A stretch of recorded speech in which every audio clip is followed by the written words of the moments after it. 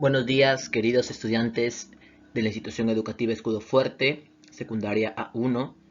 El día de hoy vamos a desarrollar nuestra nueva sesión de clase que lleva como título Factores de Producción 2. Ya nosotros hemos trabajado básicamente lo que es Factores de Producción 1, lo que es el trabajo, las formas del trabajo y la división del trabajo.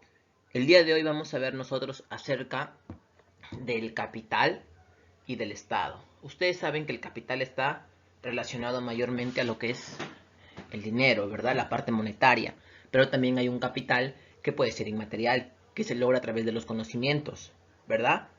Ahora, cuando nosotros hablamos de lo que es el Estado, ustedes saben que el Estado tiene una función sobre la empresa que aporta o que tiene un capital para producir bienes y servicios, ¿verdad? Porque el Estado se va a encargar de regular toda la normativa dentro de esa determinada empresa.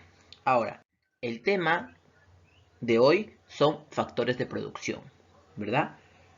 Al hablar nosotros de los factores de producción son todos aquellos elementos que intervienen dentro de la producción de una empresa para que ésta pueda prosperar, pueda avanzar, pueda crecer y pueda elevar su capital empleado. Si por ejemplo en un inicio ha empleado 20.000 soles, espera que de aquí a unos 2, 3 o 4 años recupere la 6 veces más.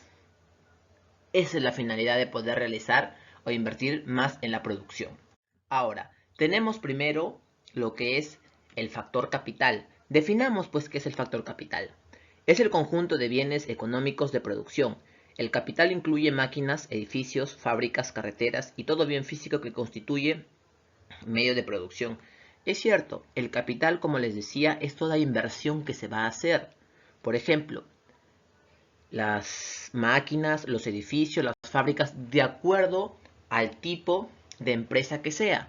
Si, por ejemplo, es una empresa de calzado, ¿qué es lo que va a necesitar?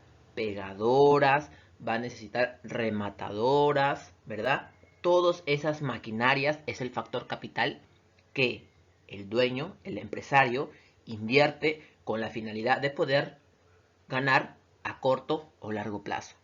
Todos los elementos que funcionan dentro de una empresa son considerados como factor capital porque están o se incluyen dentro de la producción.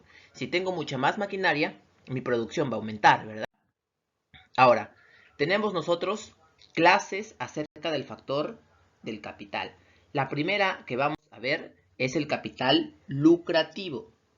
¿Qué nos dice el capital lucrativo? A ver, dice, ahí tenemos un ejemplo, miren, ve, ¿ya? Pero vamos a definirlo. Son aquellos bienes que sin ser destinados directamente a la producción generan una renta a su propietario. Por ejemplo, tenemos las casas en alquiler, tenemos el dinero para préstamos, tenemos las máquinas para alquilar. Quiere decir, el capital lucrativo es, por ejemplo, yo tengo mi casa propia y he adquirido un departamento.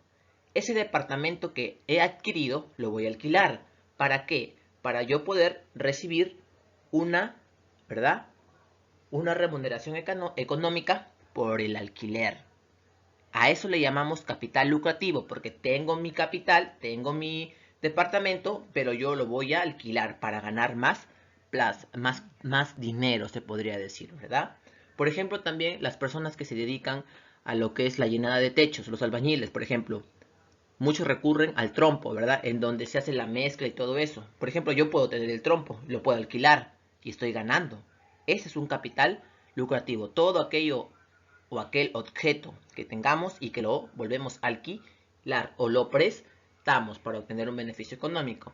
También tenemos el capital productivo. Son bienes que se utilizan en la producción de nuevos bienes.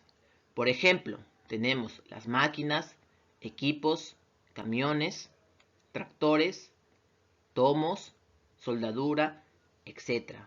Ahí lo dice, mira. Se emplea en nuevas producciones de bienes. Quiere decir que yo ya tengo, por ejemplo, una máquina y la máquina lo invierto en mi empresa para que ésta pueda funcionar. Quiere decir que ese capital es para que mi producción vaya aumentando, aumente. ¿verdad? Listo. Ahora, el capital productivo se subdivide a su vez en capital fijo, ¿ya? Y dice el capital fijo: son los bienes utilizados en muchos procesos productivos. Sirven para varios actos productivos. Solo deben ser renovados después de un lapso de tiempo relativamente largo. La maquinaria, los equipos, las fábricas, los puentes, los canales. Por ejemplo, en el capital fijo, si yo tengo una empresa de calzado y tengo una rematadora, pues de acá a unos 3, 4 años tengo que cambiarla, tengo que renovar. Y el capital circulante son los bienes que, utilizados por un solo proceso productivo, siendo necesario una nueva dotación de bienes para desarrollar una nueva producción. Por ejemplo, tenemos las materias primas y tenemos los insumos. Quiere decir que esos elementos o esa materia prima siempre va a ser necesaria, siempre va a estar circulando, siempre va a estar en el mercado, ¿verdad? Ahora, tenemos también el capital inmaterial. Está referido al valor intangible que posee una empresa y que puede atribuirse a su prestigio. Por ejemplo, tenemos ahí la fama, por ejemplo, los conocimientos, las habilidades, todo ello que está en nuestra mente y que es conocimiento, es capital inmaterial. ¿Por qué? Yo puedo tener 20.000, 30.000 o 50.000 soles de capital, ¿verdad? De dinero. Pero si yo no tengo la habilidad, si no sé de negocios, si no sé qué es lo que tengo que hacer, pues mi negocio fracasará. A eso le llamamos capital inmaterial.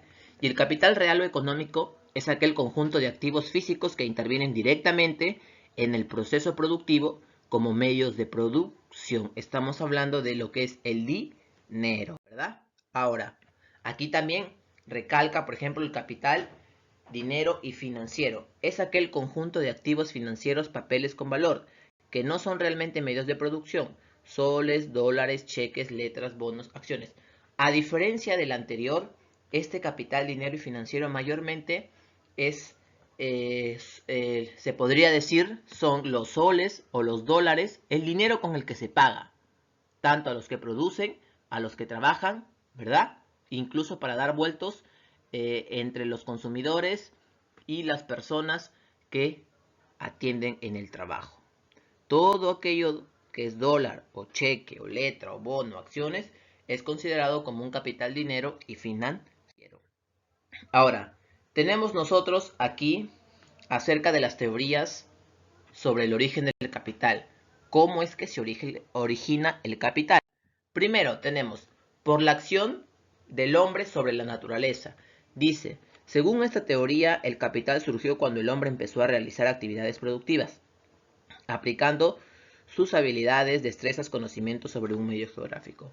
En conclusión, quiere decir que el hombre aprovecha todo el entorno o medio geográfico para poder desarrollar y utilizar elementos para su empresa.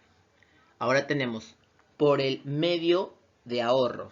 Plantea que los ingresos de las personas, una parte lo destinan al consumo presente y otra parte para su consumo futuro. Estamos hablando de el ahorro. Ustedes saben de que una empresa, mientras que más ahorra, más va a aumentar su sistema de producción, ¿verdad? Además puede producirse, por ejemplo, cualquier situación. El caso de la situación del COVID-19 que está pasando hoy en día, por ejemplo. Si una empresa no ha ahorrado, no tiene a corto o a largo plazo todo ese dinero que ha ido guardando, por ejemplo, lamentablemente va a tener que despedir a sus trabajadores. Pero si la empresa ha ahorrado, sus trabajadores van a poder seguir funcionando o trabajando, porque hay un dinero que es el ahorro de la empresa. Tenemos también por medio del excedente económico. Según esta teoría, el origen del capital está en el sobrante de la producción. Aquí entra a tallar el concepto de productividad del capital cuando el hombre mejora sus máquinas, ¿verdad? Ahora, aquí se va alcanzando mejores rendimientos de los factores productivos. Mayormente cuando hablamos de un excedente económico es en el producto, ¿verdad? Cuando yo incremento el monto de un producto, ¿ya? Ese excedente que va a quedar lo voy a utilizar para mejorar máquinas o lo voy a utilizar para mejorar la calidad de mi empresa. Ahí estamos hablando oferta o demanda, pues, ¿verdad? Si yo elevo la demanda, el precio lo elevo más ¿Qué es lo que va a suceder? Voy a ganar más. Y por medio de la acumulación a través de la plusvalía. Según esta teoría, el capital se forma por la acumulación de plusvalía. La plusvalía es la riqueza que produce el obrero y que ilícitamente se apropia del capitalista. Por ejemplo, en el Perú, el Ministerio de Trabajo dice que una persona debe trabajar 8 horas diarias. Ahora, las empresas que son privadas lamentablemente no se someten del todo a lo que dice el Estado. Están incurriendo en un delito y hacen que sus trabajadores laboren 9, 10 o hasta 12 horas diarias. Lamentablemente esas 3 horas más no son pagadas y eso le llamamos plusvalía porque eso queda para la empresa, para el dueño que se apropia ilícitamente porque hace trabajar más sin reconocer esas horas. Ahora, cuando nosotros hablamos de lo que es el factor del Estado, quiere decir qué función tiene el Estado sobre básicamente las empresas o sobre lo que es el capital. Y eso es importante tener en cuenta porque muchas de las empresas, por ejemplo, no se someten a las reglas o a las normas que el Estado pone, como por ejemplo pagar sus impuestos, como reconocer los derechos de los trabajadores, como por ejemplo darle las facilidades a sus trabajadores. El Estado actúa como un consumidor y como un productor más, y obtiene ingresos y realiza gastos. Sus funciones fundamentalmente se pueden agrupar en las siguientes categorías: fiscales, reguladoras, redistributivas, estabilizadoras y proveedora de bienes y servicios públicos. Ahora, ¿cuál es la intervención del Estado en la producción? Primero, como sujeto económico, dueño de recursos y capitales, también realiza trabajos especiales. El Estado es dueño de toda la naturaleza, del suelo y del subsuelo. Por ejemplo, si yo me voy a la parte de Huamachuco, parte sierra, tengo una casa, ¿verdad? Y en mi casa, en la parte inferior, bien al fondo, se descubre que hay un yacimiento minero. ¿Me pertenece? No, le pertenece al Estado, porque todo lo que está en el suelo y el subsuelo le pertenece al Estado. Como legislador gobernante dicta normas y las hace cumplir. Es cierto, el Estado, a través de la SUNAT, dicta normas e impuestos que deben de pagar las empresas por producir y vender sus productos.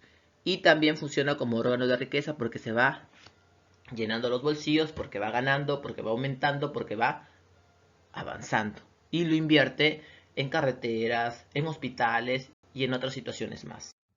Ahora, es necesario tener en cuenta, ¿verdad?, qué es el factor capital, cuál es la función del factor capital, cuál es la función del Estado. Hemos concluido la clase de hoy. Cualquier duda ya saben, por interno, cuídense.